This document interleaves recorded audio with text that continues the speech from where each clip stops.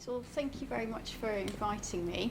I'm afraid this is going to be a little bit more of a boring presentation compared with what we've been enjoying up to now. It is mainly all me talking at you. If anything doesn't make sense, just ask me. I do have a video though as well, so there is something other than me talking.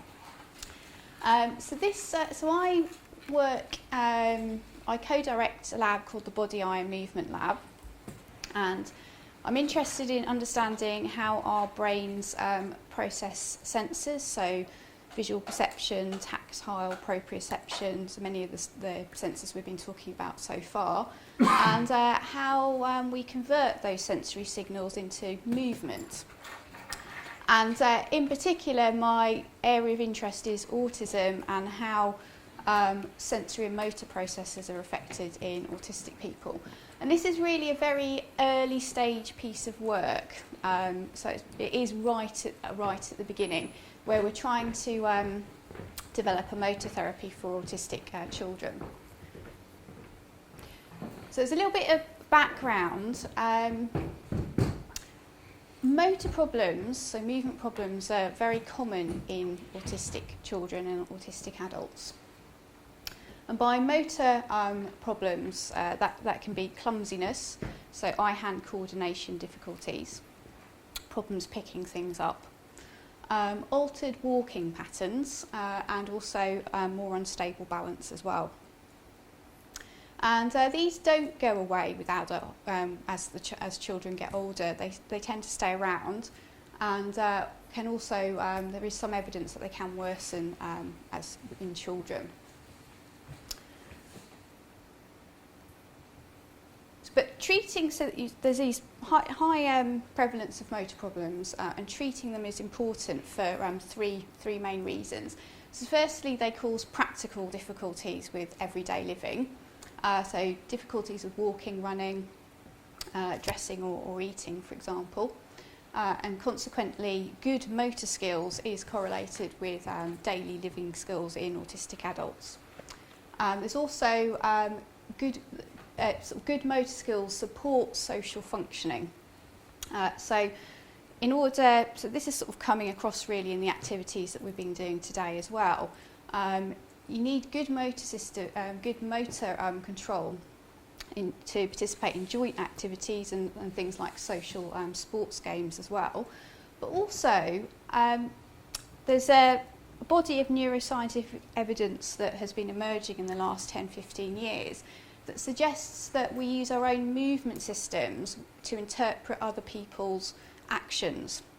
So when we were observing each other doing weird things with cups and stuff, that is activating your own parts of your brain that you would use to perform that same motor action, that same movement. So consequently, our own movement system so our parts in our brain that deal with movement can actually help us to understand the movement and actions of other people. So we sort of use our own motor system. So consequently, if our motor circuitry is less efficient, like it might be in autism, that could impinge on their ability to observe and understand what other people are doing.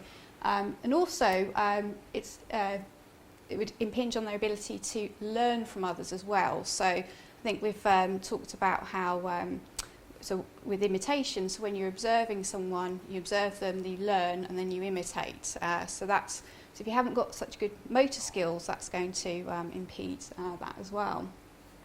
And also, motor problems are associated with things like low self-esteem and anxiety as well.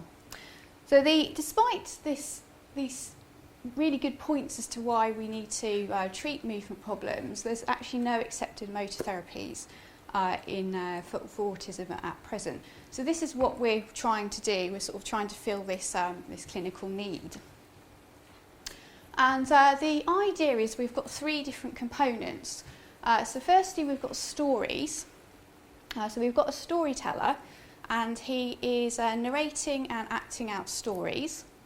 And then at certain points he pauses, performs an action, and the child has to imitate that action. So that's our second component. And this is all embedded into the Xbox Kinect system. Are you all familiar with that system? So it's a motion tracking device that you can just plug into your PC or your TV, and it tracks your movements. And so consequently, you can get feedback as to how well you're performing those movements, and also we can increase the level, the difficulty of those actions as well in a sort of fairly automatic way with the computer system. So before I show you a little bit more about what we've produced in this very early piece of work, I just want to give you a bit of background as to why we're choosing those three components and putting them together. So firstly, as I mentioned before, there's recent advances in neuroscience suggesting that imitation can be used to improve movement skills. So when we observe someone performing an action, that strongly activates our own movement system, and also when we're executing an action, that's activating our movement system. So when you put them together in imitation, this is a very strong activator of your motor circuitry. And actually, neural studies, so imaging studies of the brain, suggest that you actually get stronger activation during imitation than you would with just physical activity, sort of just executing an action. And this comes across in some work looking at how we can learn and improve our motor skills. So the sports literature is really full of trying to understand how do sports people learn actions, how can they learn them better and learn these skills and become the best in their field.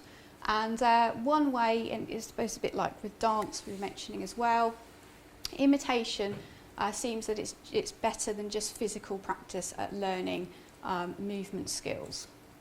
And this is also coming across in some recent work using imitation in rehabilitation for conditions like stroke and also children with cerebral palsy as well. It's looking like a potentially promising tool.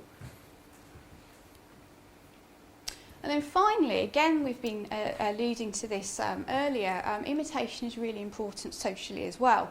So we learn from others by observing them and imitating them, but also it causes social bonding. You imitate people that you feel affiliated with, and that increases feelings of affiliation. And so consequently, by using imitation, we can possibly target the motor problems, but also the social problems or the social symptoms as well.